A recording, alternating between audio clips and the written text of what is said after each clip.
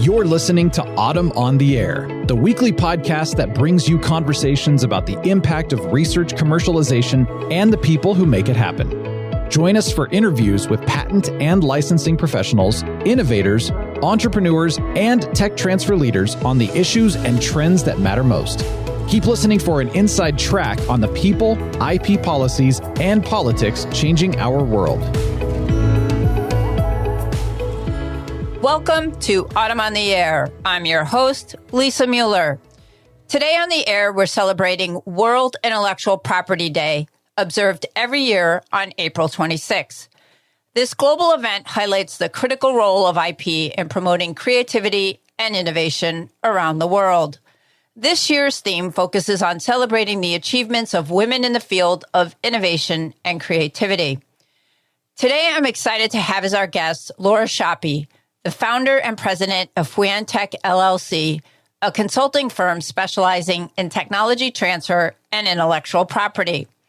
Laura is also a passionate advocate for encouraging women and minorities to pursue careers in the STEM fields. With more than 2 decades of experience in technology transfer, Laura has provided valuable guidance to universities, government labs, corporations, and research institutions worldwide, helping them manage their intellectual property and technology transfer operations proactively, efficiently, and effectively. She is also a regular speaker on innovation and intellectual property topics and has been recognized for her contributions to the field by organizations such as the Autumn Foundation. Welcome, Laura. I'm so excited to have you here on the air. Thank you for inviting me. Well, thank you for being on the podcast. And Laura, can you tell us a little bit about your journey and how you first became interested in tech transfer and what inspired you to found Fuentek? Sure. So I actually started off in the defense industry. I was doing missile plume intelligence and then submarine combat system work. I had done my thesis in wake technology. So I was working in that field, working at GE, and we were kind of looking at the algorithms that we were developing for wake detection for submarines and thinking, well, could other parts of GE use this? And it turned out that medical devices within GE did have some potential for that. So we met with them, and it was a fiasco. They talked in terms of, just tens of thousands of dollars to implement something. We talked in terms of hundreds of thousands and millions because we were in the defense industry. And it took us years to modify code. They would do it in months. And so it fell apart and it didn't go anywhere. But it kind of started my whole interest in technology being used for other purposes. And I had never even heard of the word commercialization at that point. And it also kind of fell at the same time that I was looking at where I was living. And I was up in Syracuse and it was snowing a lot and decided I wanted to move somewhere warmer. So I ended up getting a job at an organization that was working for NASA, and they were doing technology transfer and commercialization. So that was my second introduction to it, but it was what I wanted to be doing. I had really been fascinated by the idea at GE and also disappointed that it didn't go where I thought it should have gone. So that's how it started. That's a really incredible journey. And I mean, it's led you to an amazing career. You've become a successful woman entrepreneur. And given that, for other women who are looking to start their own businesses, what advice would you give to them? Oh, networking is so important. So when I started Fuentek, I had actually worked in technology transfer again with NASA for less than 10 years at that point, but had a vision for doing it differently than how I was doing it at the time. And I live in the Research Triangle Park area, and it turns out that it's a very small community. When you start talking to other people in the area about how do I start a business? How do I, where do I get an accountant? Where do I get a lawyer? It's a very close-knit community and very helpful. And so I talked to a lot of people. I asked a lot of questions. I took people to lunch a lot back in those days, and just learned from others that had made mistakes, done it their way, and I was a sponge. And so I would really encourage anybody, but especially women, to ask questions and absorb it, but then make your own path. So when I started Fuentek, I wanted, again, to do things differently. And so this was back in 2001, and the idea of a virtual company didn't exist, but that's what I wanted to do. And I didn't want brick and mortar. I didn't want people to feel like they had to work so many hours. So thinking outside of the box is also something else I would encourage. One other aspect, especially if you're in the technology sector in innovation, I'd encourage looking at government contracts. Because I have worked in government since I was 18, it didn't scare me. The idea of going after government contracts really was not nerve-wracking.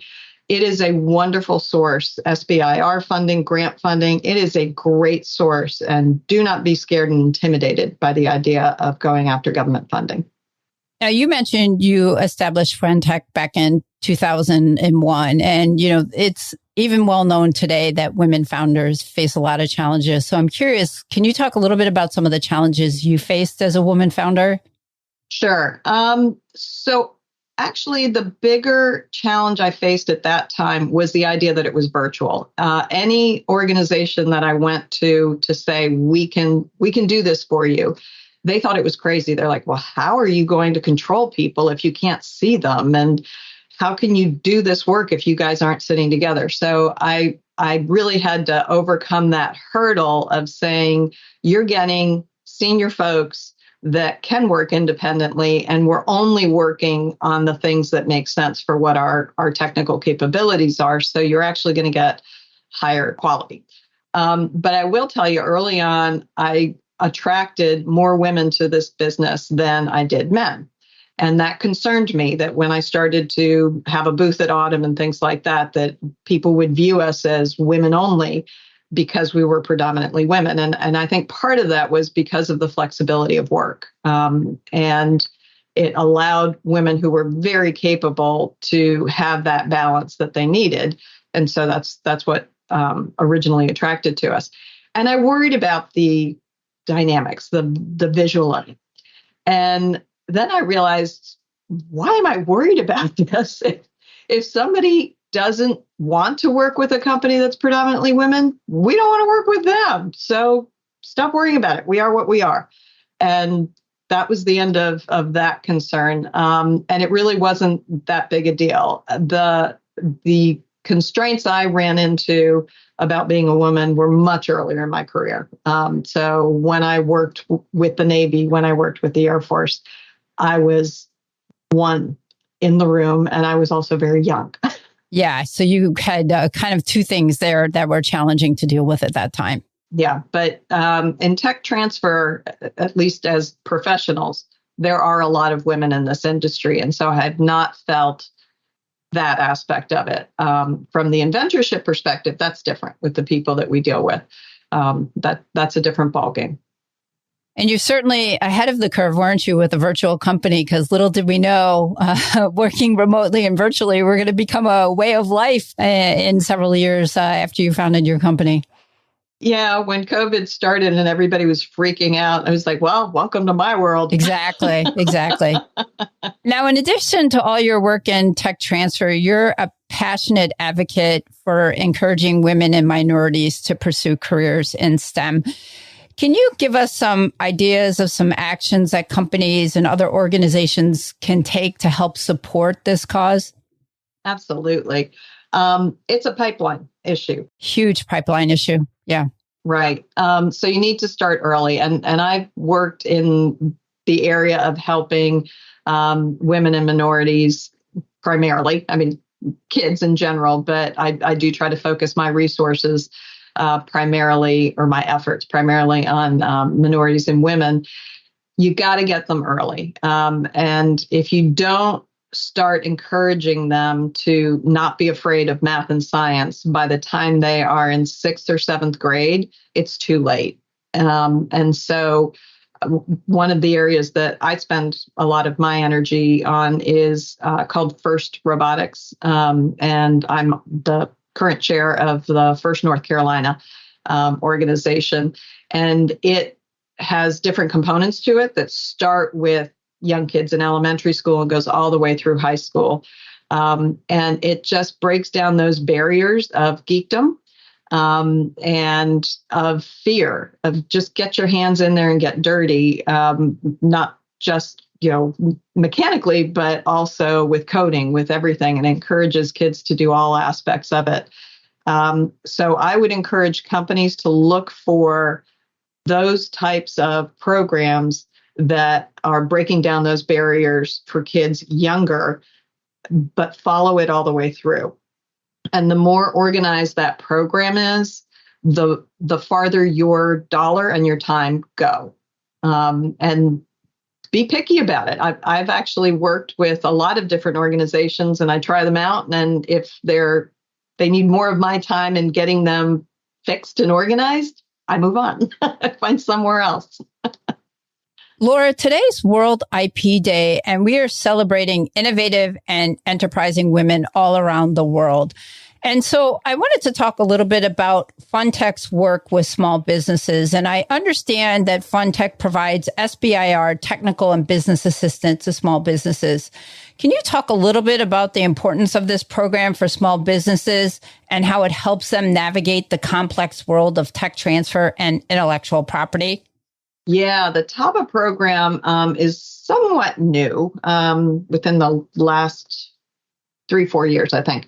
And it's an augmentation to the SBIR STTR program. So small businesses, and I mentioned this before, that I really encourage new startups to not be intimidated by government funding and go after this kind of funding. SBIR is meant to be early stage innovation funding without diluting the company. So it's essentially a grant.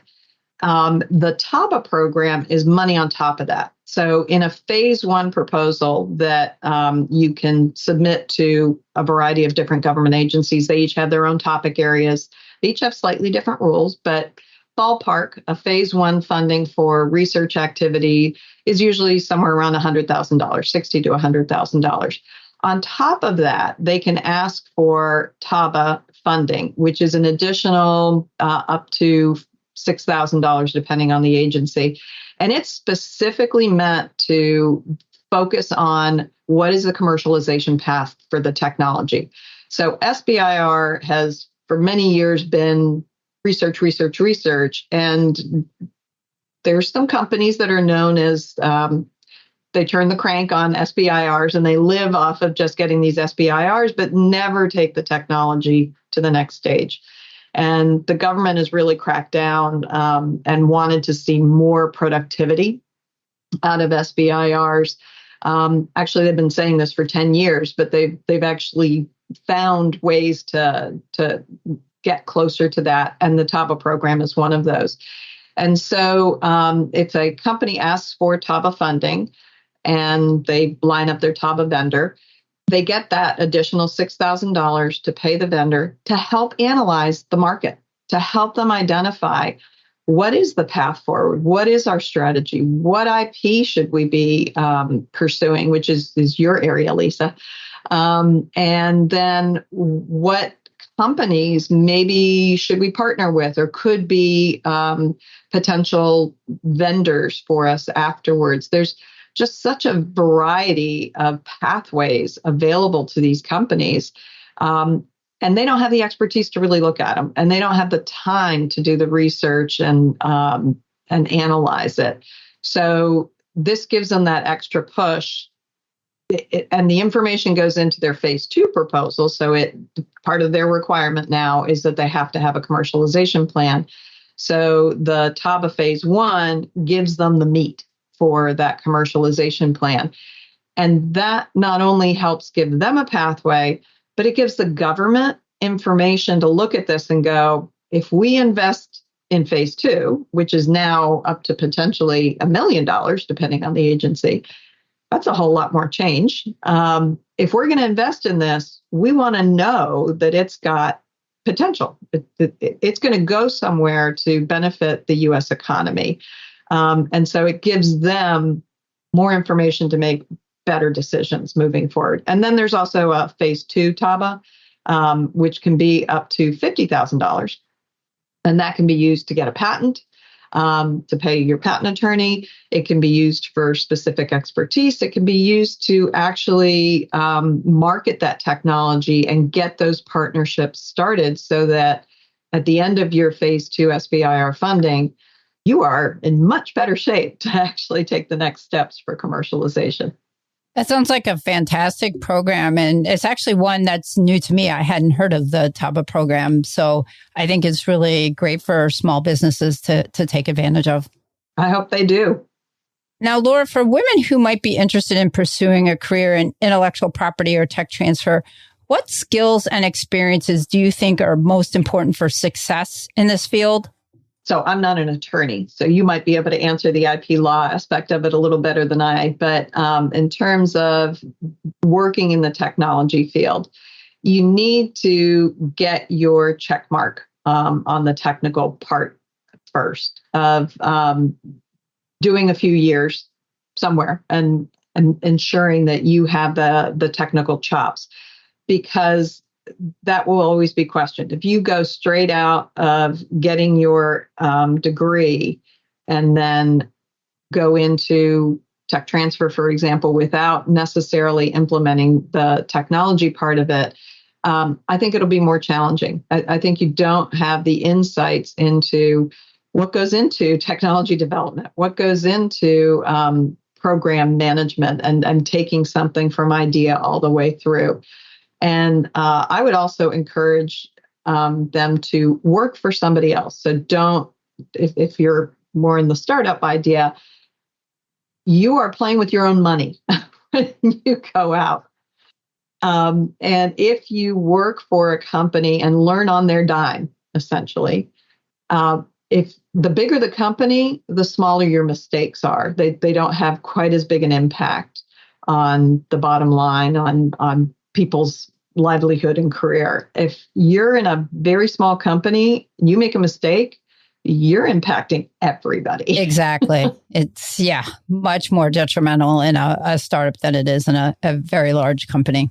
Yeah. So I would encourage them to go work for somebody else and be a sponge, learn everything. When I was at GE, I took every management course I could get a hold of.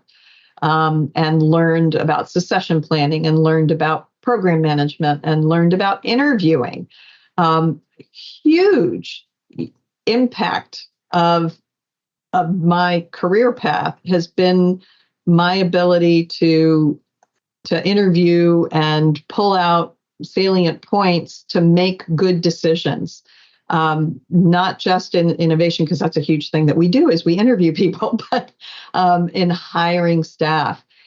It is amazing how little thought some people put into the process of hiring somebody, and it has a tremendous impact on your culture and your productivity. And so focusing in on how you talk to people, how you pull that information out.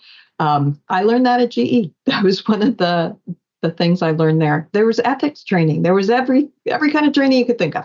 Yeah, that's the same thing. Big companies, big law firms offer continuous training on a whole host of issues, pay for you to go back to school, to continue learning. So it's a great place, like you said, to really get a lot of different experience and insights into things that you're not going to have probably the time or the resources to do in a startup. So I think that's some great advice. That and networks. When you first come out, you know nobody. They don't know you. And so building up your networks and who can be a resource for you, and that trust, because you have to have good relationships with people in order to get good advice, get good connections. They have to believe that if they're going to share their network with you, you're going to give them value back for that, or that you're not going to violate that trust. Yeah, let's talk a little bit about what companies and organizations can do to ensure that women and minorities have equal opportunities to succeed in STEM. And, have you seen or do you have some thoughts on what companies and organizations can do to create a more inclusive workplace culture and support the career development of underrepresented groups? I mean, we just talked about some programming and educational opportunities, but are there some others that you can suggest? Yeah, and I frankly I benefited from that. So at GE, again, I was in the defense industry. I was a woman. I'm also Hispanic. They used to joke I was a four-pointer. I was unique from that perspective, and they were, even though it was the 80s, they were actually very progressive in the fact that they were looking for women and minorities to help move through and escalate. So I went up through the management chain very quickly, and I again benefited from the fact that they were looking for those people. That doesn't supplant capability. Like, I think the reason that I got the attention I did was because I was good at what I was doing, and so they kept looking for other opportunities to move me along. You can't have one without the other.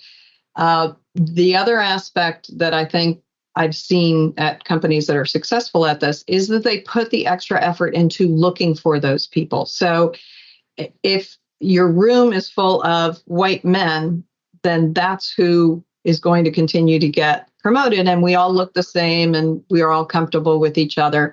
But if you make an effort to go look for qualified people that look different than you do and bring them in, then you can create some of that diversity. But it takes effort because they're not easily going to show up at your door because your network tends to be people that already look like you. You've got to try a little harder. So, Laura, given that you've worked in the government and also in industry, what steps do you think companies and organizations can take to address issues of unconscious bias?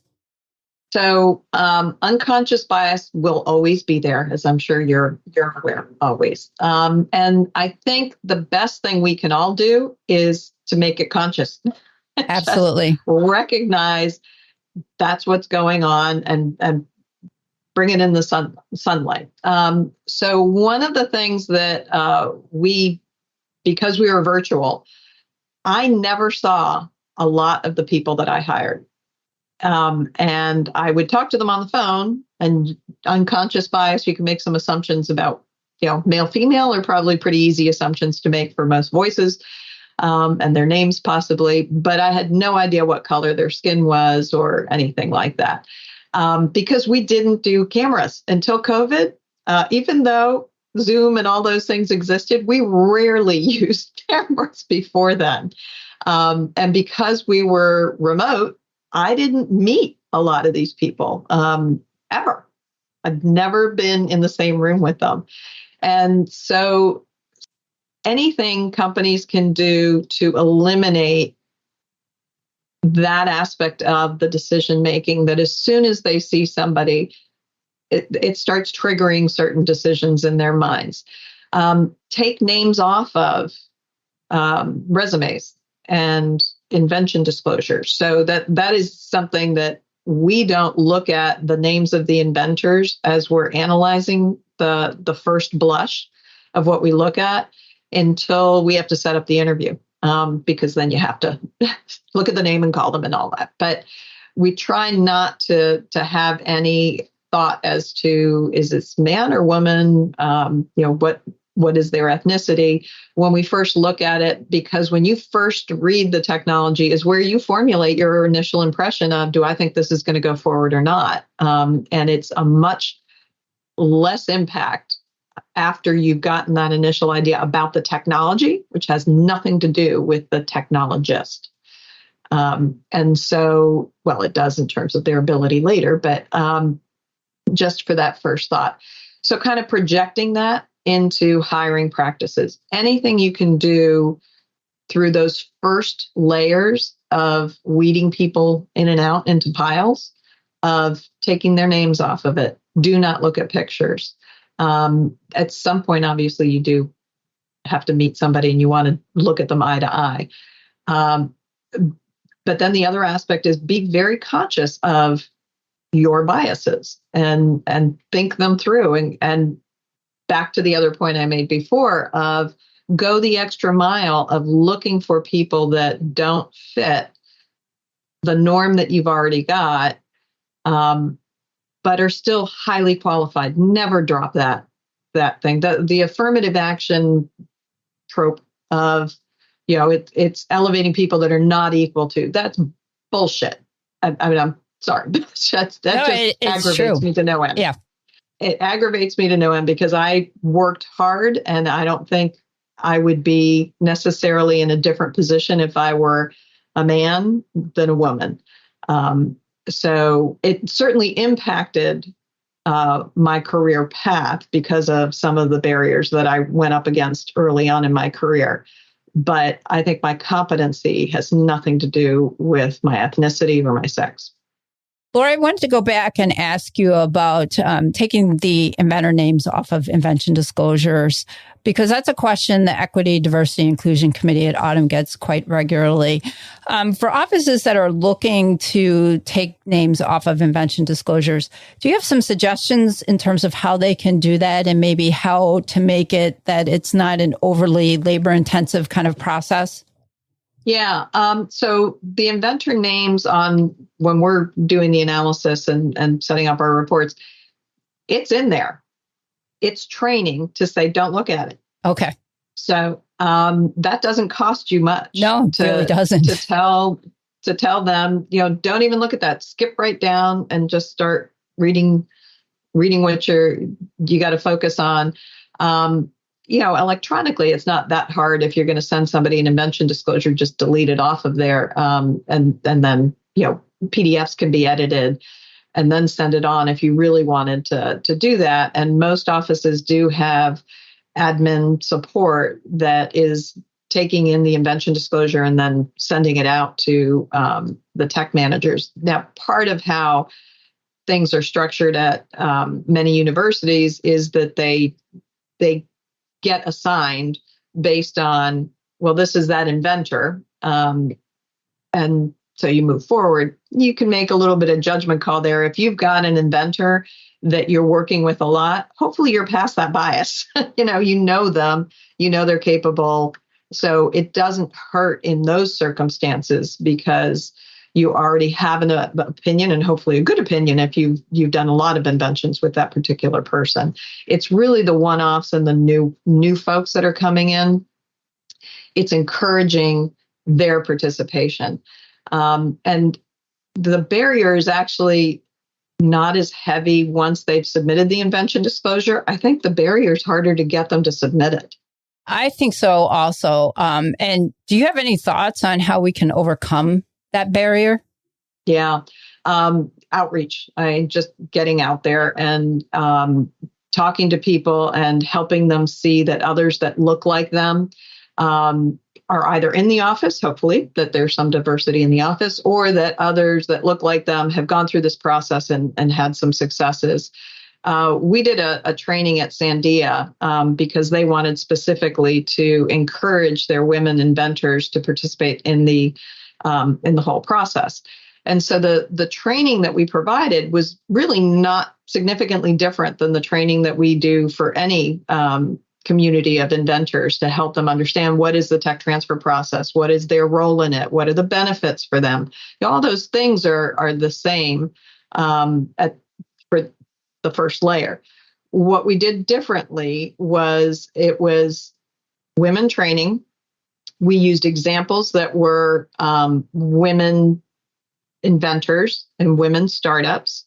The pictures we used in the slides were women and diverse colors because this was specifically women. Now, if we are actually very conscious of the imagery we use in our training and try to make it diverse so that it's not just all white.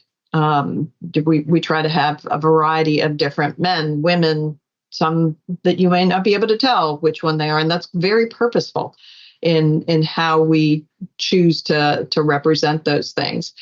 And then reaching out to some of those innovators in addition after some of that training of showing them this can be done and it's for you. And if you participate, you will be taken seriously. But it's also an acknowledgement that a lot of women have schedule issues. They're innovators, they're entrepreneurs, but they're often still mothers, and still have a lot of the at-home responsibilities that the 1950s tradition, continues on. I know I still have some of those. So recognizing that they have time issues that might be unique to them. And so how you offer that training, when you offer the training, being very cognizant of that, and trying not to make things an added burden for them. So those are all just additional thoughts that have to go into it. So Laura, as the podcast comes to a close, I wanted to ask you, I know you're the former board chair for the Autumn Foundation. You're also, as we've learned here during this podcast, the successful woman entrepreneur. Can you speak to the importance of supporting and celebrating innovative, creative, and enterprising women in tech transfer and the commercialization industry, both in the U.S. and around the world? Sure. So one of the things that we often say in the first robotics world that I also dedicate a lot of my energy and time to is see one, be one.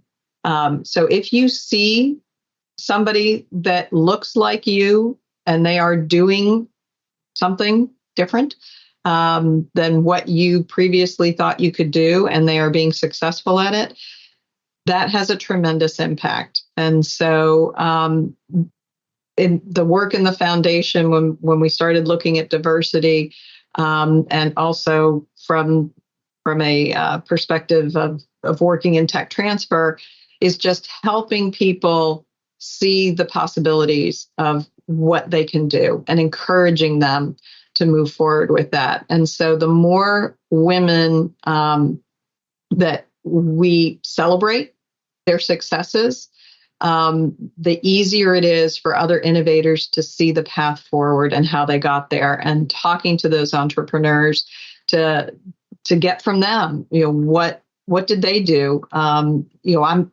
I'm not a technology company. I'm a consulting company. So my path forward is quite different than what an entrepreneur who is developing a new medical device is going to need. But the more that they see these stories and they hear these lessons learned on how they got there, the better. Now, at the same time, we need to be very careful about the fact that we still have low numbers in that space. And so the same women keep getting called on to give of their time and give of their energy, and they are very giving. Most entrepreneurs I know, men, women, black, white, they are very giving back to the community and want to help others be successful.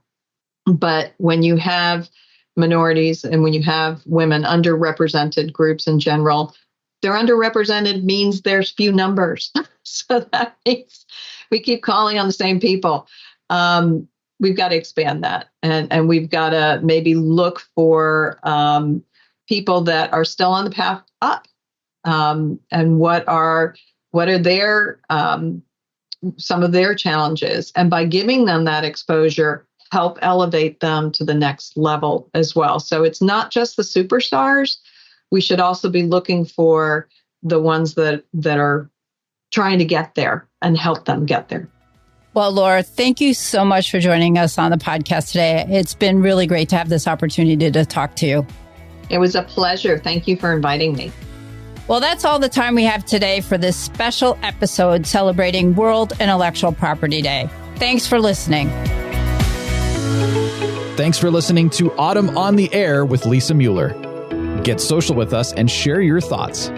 You can tweet us at AUTM or visit us online at autm.net. We'll be back next week on the air. Be sure to join us.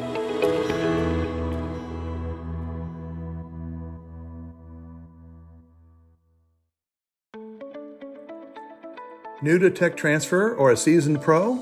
Autumn is the global member organization for tech transfer. and is here to help you get connected, get smart, and get ahead. Whether you work in academia, research, government, business development, corporate engagement, or startups, Autumn is dedicated to supporting you through education, advocacy, networking, and promotion. Join and you'll receive 20 free live webinars, as well as meaningful discounts on meetings and courses, insider access to a vast network of colleagues to help you through challenges, and align on new technologies and the university decision makers who license them. Membership is open for 2023. Join us.